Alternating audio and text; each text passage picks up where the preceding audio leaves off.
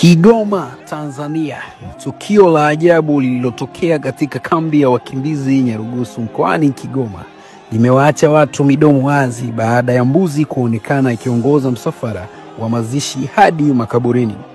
Tukio hilo lililotokea wakati wa mazishi ya kijana Mora kutoka kijiji cha Kahe limewashangaza wengi ambao walishuhudia mbuzi huyo akitembea mbele ya msafara mzima kana kwamba ndiye kiongozi wa msafara wa kupeleka mwili malaloni.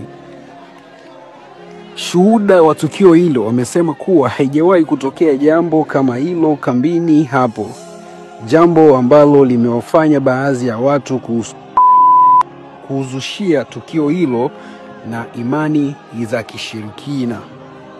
Hata hivyo, mamlaka ya kambi hiyo zimewataka wakazi kutohusisha tukio hilo na imani za kichawi, zikisisitiza kuwa linaweza kuwa tukio la kawaida lisilo na uhusiano wowote na ushirikina. Tukio hilo limezua gumzo kubwa miongoni mwa wakazi wa kambi hiyo, wengi wakiwa na hisia tofauti kuhusu maana ya asili ya tukio hilo.